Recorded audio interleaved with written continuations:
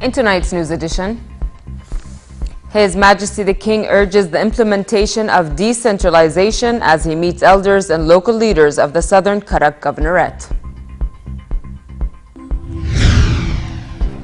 The Palestinian leadership says it will resort to the UN Security Council to rein in Israel's settlement expansion.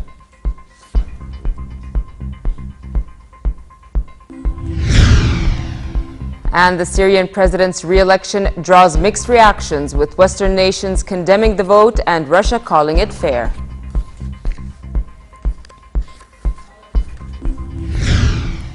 Good evening and welcome to the news at 10.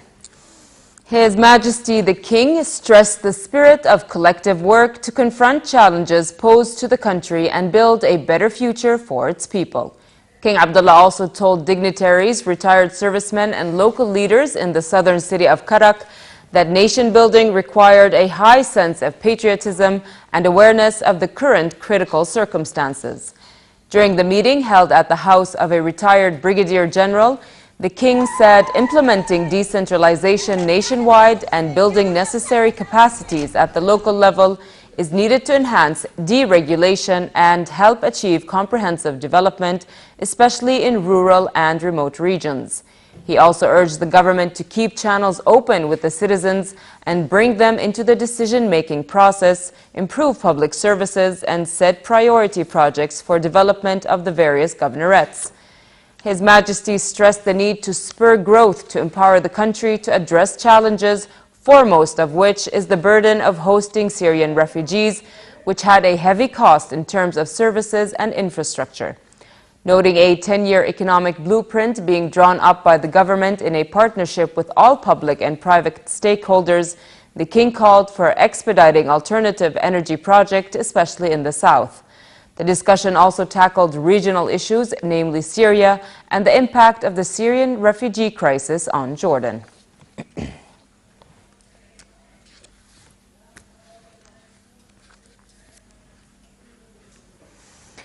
More than 500,000 students from private and public schools nationwide have this year participated in the King Abdullah II Award for Physical Fitness.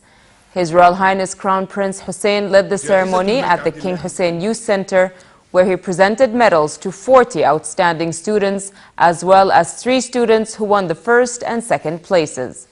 The Crown Prince also honored 3 education directorates and 9 schools that had secured the best fitness results at the national level. Minister of Education Mohammed Nebat said the award has played an important part in enhancing the ministry's efforts focused on the youth. The King Abdullah II Award for Physical Fitness is designed to encourage physical fitness among students as an integral component of good health and intellectual development.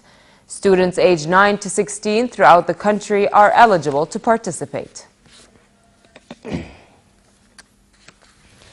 Director of Syrian Refugee Camps Affairs Waddah Hamoud said 641,000 registered refugees are living in Jordan. He spoke as he briefed the Higher Steering Committee on Syrian Refugees on the burdens Jordan bears for hosting such a large number of displaced people. He said the registered refugees who have poured in since the Syrian crisis began over 3 years ago had joined another 750,000 Syrians who were living in the kingdom before the conflict broke out. Hamoud told the meeting, chaired by Prime Minister Abdullah Mansour, the education sector was the hardest hit as public schools had received about 780,000 Syrian students. Official statistics also showed that over 389,000 Syrian refugees had checked at Ministry of Health, hospitals and clinics. The Prime Minister told the meeting, attended by head of the Board of Trustees of the Jordan Hashemite Charity Organization, Prince Rashid bin Hassan, that a collective effort is needed by all authorities to secure a better service for refugees. He said refugee children should not be denied the right to education, which he called a moral as well as legal obligation by host nations. Prime Minister Abdullah Mansour urged all ministries and public entities to prioritize projects funded through a $5 billion grant by Gulf Arab states. Presiding over a meeting to preview the progress made in the GCC-funded projects, Nsour said the cabinet will follow up and evaluate the progress made in the execution of these ventures. He thanked the ministries and institutions that moved quickly to benefit from the grant, urging others to follow suit. The Prime Minister warned that delays in these projects would harm the economy. Prime Minister Abdullah Nsour has congratulated Palestinian Prime Minister Ramil Hamdallah on forming a Palestinian unity government. In a cable to Hamdallah, Nsour expressed hope that the new government would pave the way for the restoration of the legitimate rights of the Palestinians. He hoped the new cabinet would help in the quest for an independent Palestinian state with Jerusalem as its capital. He also hoped the unity government would help the resumption of peace talks with Israel to address final status issues towards Palestinian statehood. Israel has announced it will build 1,500 more settler homes in the occupied West Bank. It said the new settlement construction is in response to the formation of a Palestinian unity government that includes Hamas group. This report has more. Israel's settlement expansion is being stepped up as the U.S. brokered peace process with the Palestinians remains stalled. Israeli media said 1,500 new homes will be built in 7 settlements in the occupied West Bank, some of them in areas Israel annexed to Jerusalem. Right-wing Housing Minister Yuri Ariel said tenders had been issued for constructing the housing units following the inauguration of the Palestinian government. Palestinian President Mahmoud Abbas's reconciliation deal with Hamas has led to the formation of the Palestinian unity government this week. A spokesman said the Palestinian leadership would respond to the new settlement activity, but did not give details. Palestine Liberation Organization member Hanan Ashrawi said the Israeli move signaled the end of a peace process initiated by U.S. Secretary of State John Kerry. Now that Israel has killed off Kerry's initiative, they are trying to impose Greater Israel on Palestinian land using calculated unilateral measures while blaming the Palestinian side. This matter is well exposed. The Palestinian unity government has merited such an Israeli reaction in the form of settlements.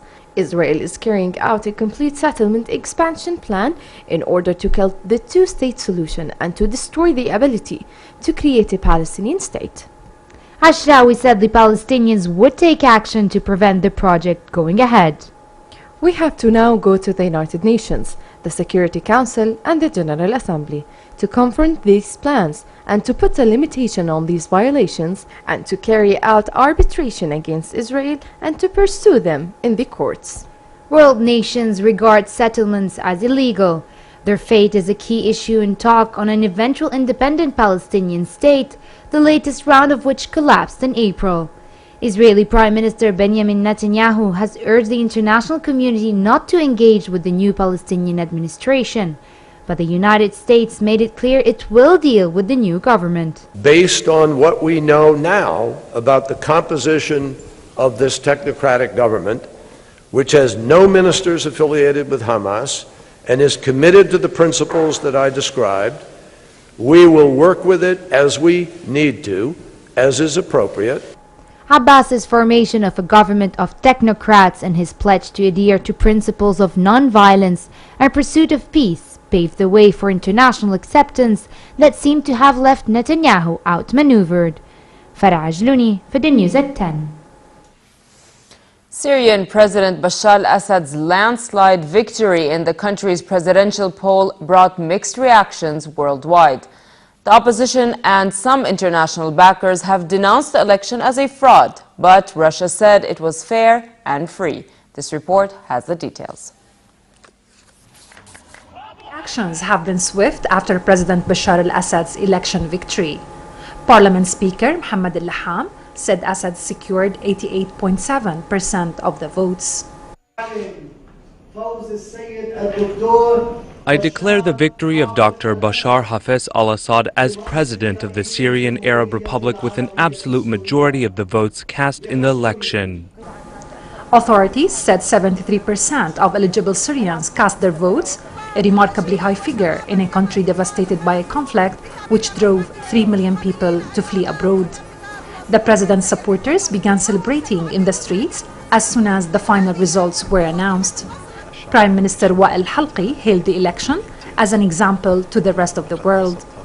Syrian ally Russia said that observers had found the election to have been fair, free and transparent, and criticized nations that denounced the vote. Russian observers made a definite conclusion that the poll was carried out in a transparent way despite the difficult security situation in the country, and they noted a very high voter turnout. Assad's foes have ridiculed the election, saying the two relatively unknown and state-approved challengers offered no real alternative to Assad. Syrian rebels living in Idlib province in northwestern Syria said the re-election of Assad for another 7-year term was nothing more than a fraud. The United States and European Union also condemned the election. The Chinese president repeated a call for a political resolution to the Syrian crisis and his country's support for an inclusive political transition, and offered to boost aid for Syrian refugees. But he made no mention of the vote during his speech. Hala Dababne for the News at 10.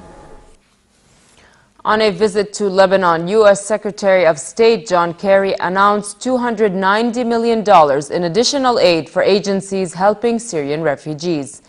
They include UN agencies and non-governmental organizations working with the nearly 3 million Syrian refugees in Jordan, Lebanon, Turkey, Iraq, and Egypt. Kerry said that of the funds, some $51 million will go to helping Lebanon, which now hosts the highest concentration of refugees, and more than $35 million will go to helping refugees in Jordan. I am pleased to announce, on behalf of the American people and on behalf of President Obama, another $290 million in humanitarian assistance for those affected by the conflict, both inside Syria and the communities throughout the region where they have taken refuge.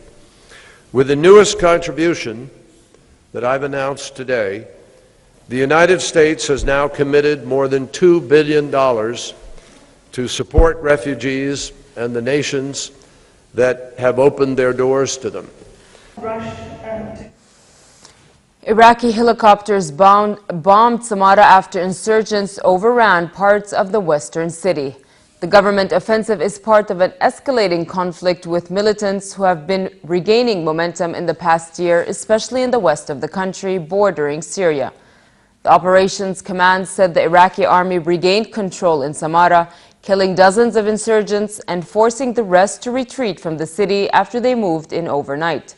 Security sources said militants advanced on Samarra in pickup trucks, raiding checkpoints along the way and blowing up a police station in an attack that killed several policemen.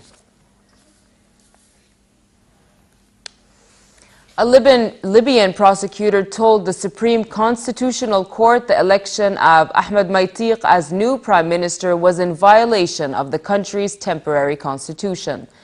Libya is struggling with a political crisis as outgoing Premier Abdullah al-Thani has refused to hand over power to Maitiq, who was elected by parliament in a chaotic vote last month. Amid disarray in Tripoli, there is conflict between rival groups across the country. Maitiq's lawyers argued during a constitutional court session that the election was legitimate. An official of the prosecutor's office, however, said it violated the constitution in principle. The court issued no ruling and adjourned the session until Monday. Amid the chaos, the International Committee of the Red Cross announced it was suspending operations in Libya after the killing of a staff member. The United States and its allies used the first group of 7 meeting without Russia in 17 years to condemn Moscow's actions in Ukraine. They threatened hard-hitting sanctions if President Vladimir Putin does not help restore stability. That message was reinforced by President Barack Obama, who said Russia's economy was already suffering and would only suffer more if Putin did not change behavior. Today, in contrast to a growing global economy, a sluggish Russian economy is even weaker because of the choices made by Russia's leadership. Meanwhile, our nations continue to stand united in our support and assistance to the Ukrainian people. And the G7 summit was an occasion for me, David, and our fellow leaders to ensure that we're in lockstep going forward. London's tallest building, the Shard, was evacuated this morning after smoke started billowing from the basement of the 87-story skyscraper. After the alarm was raised, about 900 people were evacuated from the multipurpose landmark tower, but the fire brigade said later the smoke appeared to be dissipating. There were no reports of injuries or arrests. The Shard, Western Europe's tallest skyscraper at about 310 meters, was funded by Qatar's royal family and opened in 2012. Its office space is about 50% occupied. The Shard competes for business with other notable London skyscrapers such as the Walkie Talkie and the Cheese Grater, nicknamed for the silhouettes they cast on the skyline.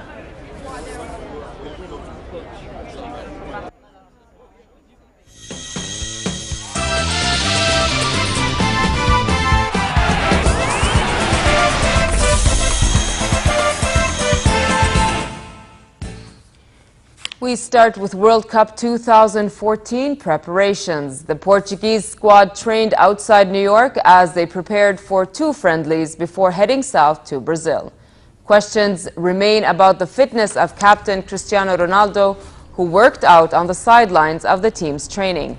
The fast-paced striker injured his left thigh at the end of Real Madrid's season as he led his club to a Champions League title. They will face Germany on June 16th in Salvador for the first of their Group G matches, which also include the US and Ghana. Portugal then plays the US in their second game of the World Cup on June 22nd before finishing against Ghana on June 26th.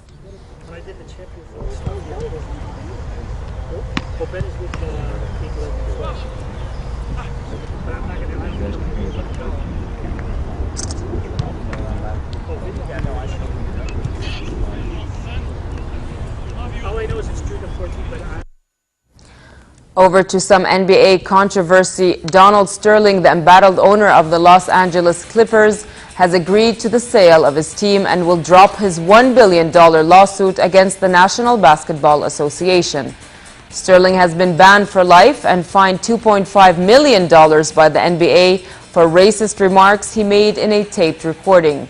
His estranged wife, Shelly Sterling, last week agreed to sell the franchise to former Microsoft Corp chief executive Steve Ballmer for $2 billion.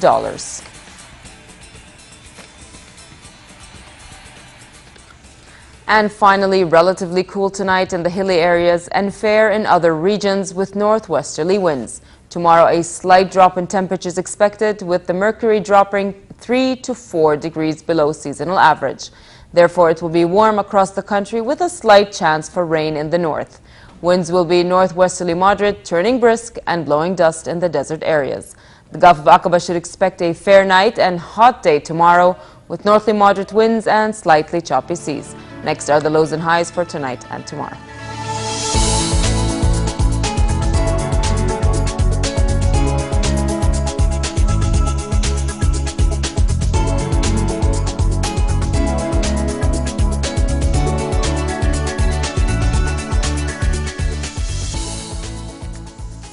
To end the news, here's a reminder of our top stories. His Majesty the King urges the implementation of decentralization as he meets elders and local leaders of the Southern Karak Governorate. The Palestinian leadership says it will resort to the UN Security Council to rein in Israel's settlement expansion.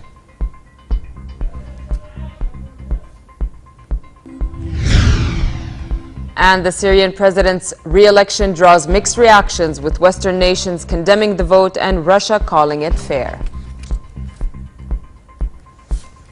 With that, we come to the end of tonight's news. I'm Nancy Khair. Thank you for watching and have a good night.